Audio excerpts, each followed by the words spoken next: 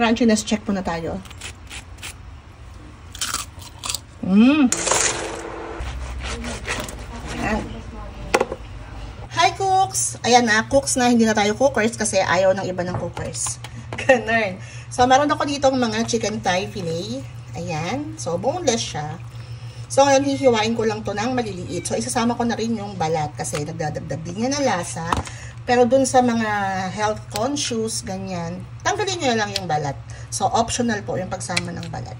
So, bahala po kayo kung anong klaseng sukat ang gusto nyo. Gusto nyo mas maliit, gusto nyo mas malaki. Kung gusto nyo dumami, mas maliliit. Ayan. Maganda kasi talaga to, bite size lang. So, ito na, nakat ko na siya lahat. So, ilalagay ko lang sa isang bowl kung saan tayo mag-mix. So, maglalagay lang ako ng salt. Ayan. Paprika.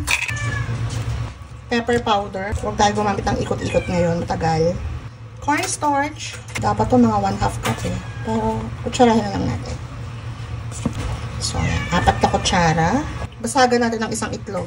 So, yung egg, huwag muna natin ididiretso kasi once nakakuha tayo ng pangit ng itlog, masasayang itong mixture natin. So, lagyan natin dyan yung egg. And then, cold water. So, tatansyahin ko lang muna. Hugas ako ng kamay.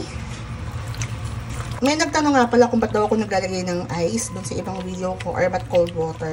Para mas kumapit po yung lasa sa chicken, pati na rin yung breading niya. Para pag niluto, hindi siya hihiwalay. Ganun. Maglalagay ako nito, orange juice. Konti lang yan. Ganyan. Papalasahin lang natin siya sa manok. Para dito pa lang, may konting lasa na siya ng orange. I-rest ko muna to at least mga 30 minutes. So, gagawa naman tayo ng sauce or pwede rin siya tawaging glaze. So, meron ako dito ang soy sauce. Sa soy sauce, kayo pong bahala kung anong soy sauce na gagamitin nyo. Pero ako gagamit ako ng Kikkoman.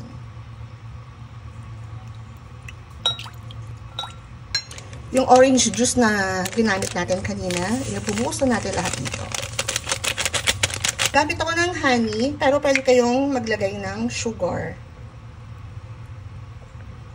Pwede ko na ginamitan yung honey ng measurement. Titikman ko na lang pag nakulangan na. Ayan, water. Ito kasi yung orange juice, matamis na to eh. So, depende yan sa'yo kung gusto mo ng sobrang tamis, edi mag-add ka pa ng honey or mag-add ka ng sugar. Titikman ko. Okay na. Saktong-sakto lang. Kailangan kasi malasahan mo dito yung pinaka-orange niya.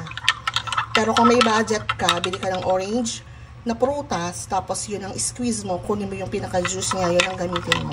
So, ngayon mag-fry na ako. Gamit ako ng used oil. Ayan, mainit na siya. Umusok-usok na. Lagay ko na yung mga nakamarinate na chicken.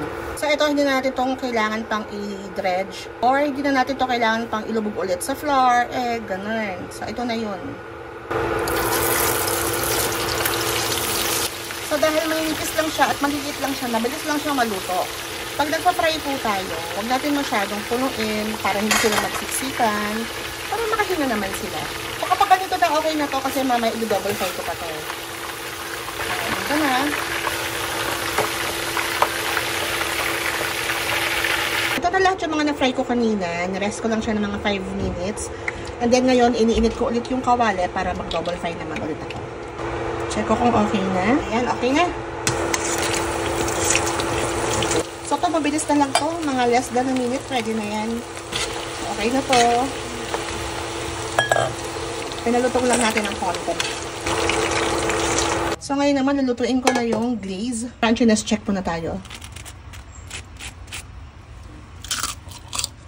Kuha lang ako ng konting mantika dun sa pinagpituhan.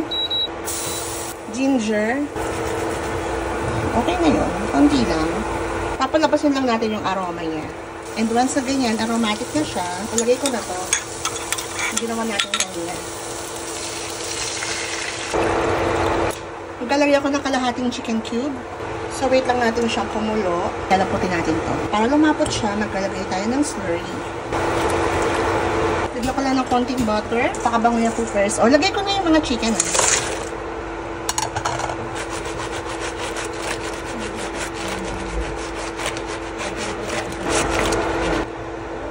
Ayan. Bango. Hindi pa tapos siya. Siyempre, aandaran natin siya. Lagyan natin ng sesame seeds. Toasted na po ito at, o diba parang kang kumain sa restaurant ito. Ayan, namatay na yung induction. Buti naman ito, mahimik. Ayan. Plato na. Ayan, o.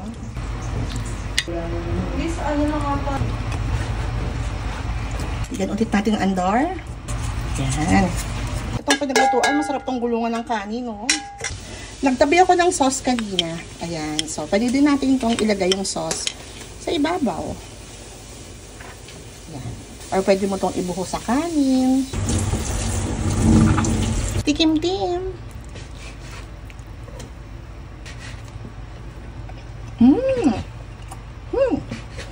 Panalo to, moms.